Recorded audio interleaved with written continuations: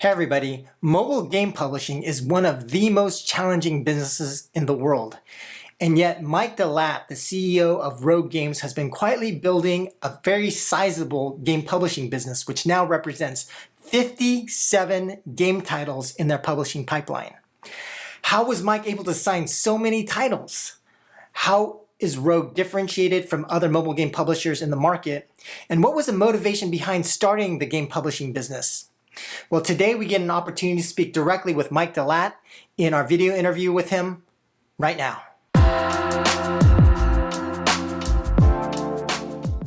Hey everybody, I'm here in Calabasas at Rogue Games with the CEO of Rogue, Mike DeLaet. Thanks for having me here, Mike. Thanks for having me, Joe. Before we talk about Rogue, I thought we could first start by just having you talk about yourself, because you've been in the game industry for quite a long time, so maybe a little bit about your background.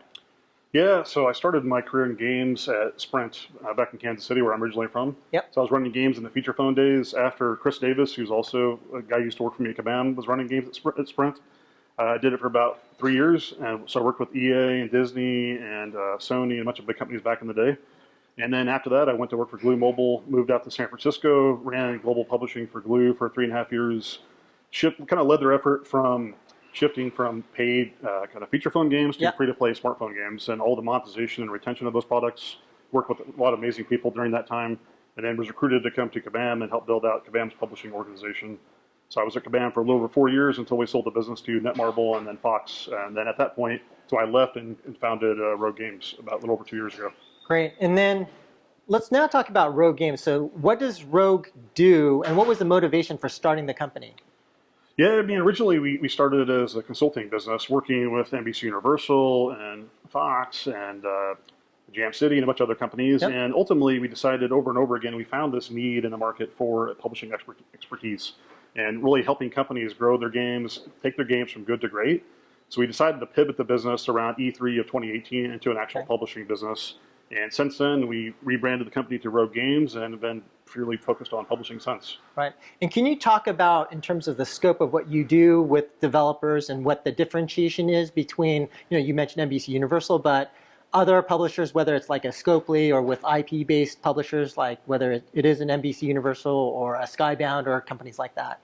Yeah, I mean, in general, we take the games from good to great. So we work with the developer prior to launch, improve first-time user experience, retention, monetization, game design, fun factor, live ops, et cetera, and take these games into soft launch and ultimately into worldwide launch. And what we're building is a Rogue network of users that kind of reside above the app stores themselves. Okay. We're trying to build out this platform, if you will, of Rogue.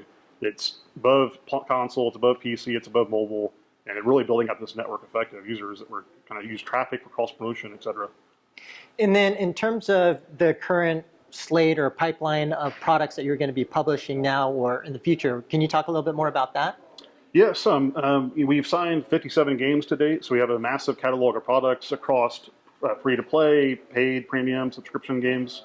We're going to be doing pretty much all platforms, Switch, console, PC, and obviously mobile. Yeah.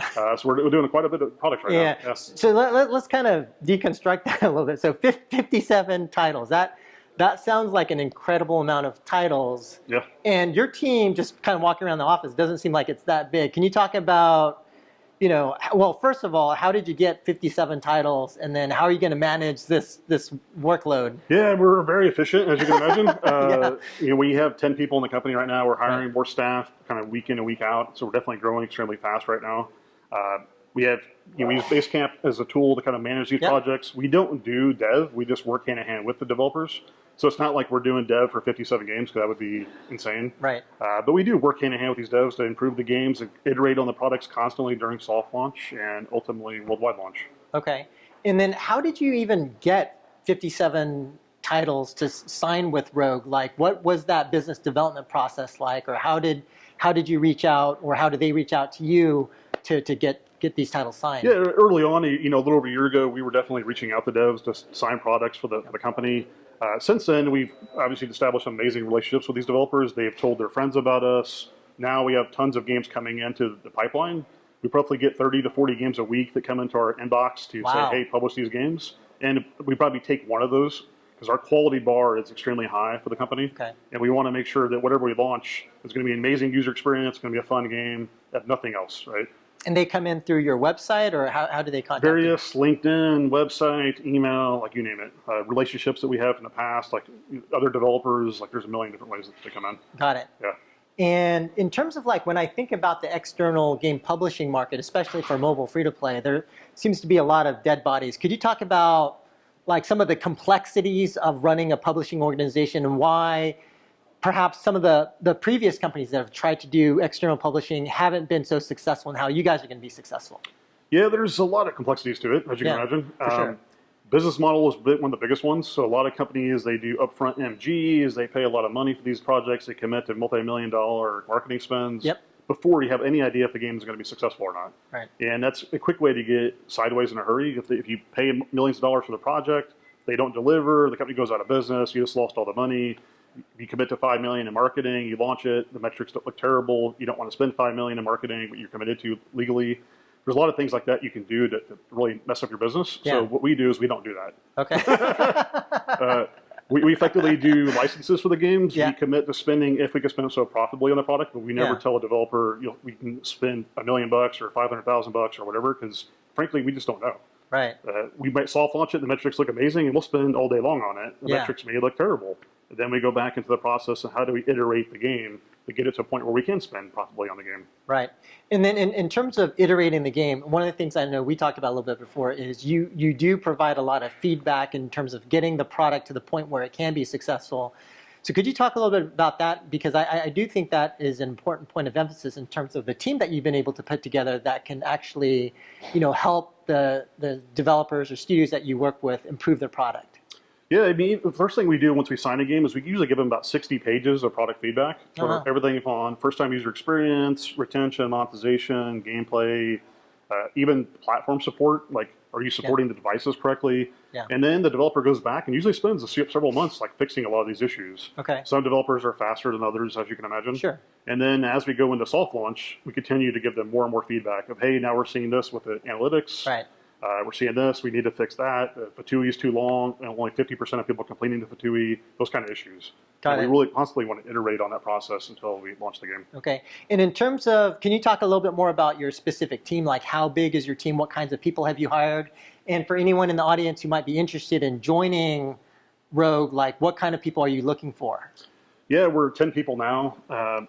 We've been building out based on need the entire time, right? Okay. So and obviously there's tons of great people out there that I would love to have, but at the same time, you can't just hire your buddy just because they're your friend. Yeah, you really got to hire, what do you really need right now as a company? Yes. And that's the most important thing. So at the time, we hired a game designer, then we hired live ops, and then we've hired UA, we've hired data science. Yeah. We're getting ready to hire a finance person. We just hired a BD person kind of focused on platform relationships. Right. We hired a studio head way back in the day, a tech director. So really just depending on what we need at the time is based on who we're kind of pulling into the company. And we're constantly looking for more staff. Got it. Posting jobs on LinkedIn as we continue to grow the company and based on what we need at that given time. Right.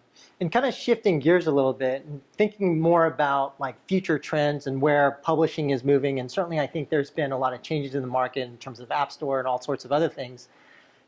Where do you think the market will be going, or what do you think are key or emerging trends in the next, let's say, 3 to 5 years for publishing? Yeah, I mean, we've seen it even now, where devs have self-published their games for years and realized they're frankly not really good at it, right? Sure. It's not their experience. Even if they hired somebody to do this kind of work for them, they wouldn't know how to train them properly. Right. So now they're leaning on companies like us more than ever to help them scale their games and grow their games. And how do I take a game that maybe was going to make $1 million if they self-publish, and how do we make it a $100 million game, right? Right. By breaking through the noise and getting hundreds of millions of downloads into this product. Okay.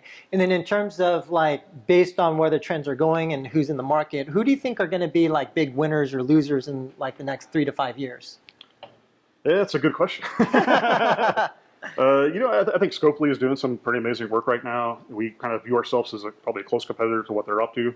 And there's obviously Tencent is always a big player in the space, and it's really just a matter, I think, of more M&A, like who's going to be acquiring who. Zynga is doing a lot of things right now. Yeah. They're constantly buying studios and stuff, so I think there's a lot of consolidation continuing to happen. Great.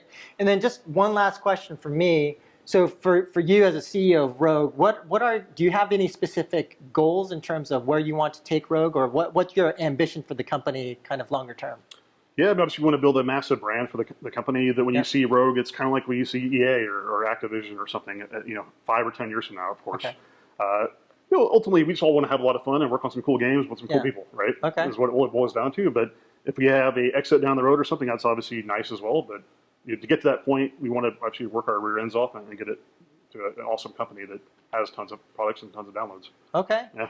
Great. Well, there you have it. Here with Mike DeLaet, CEO of Rogue Games. If you are interested in a publisher, he's right here. So I'll put some links to contact Mike. But thank you very much for your time, Mike. Thanks, Joe. Cheers.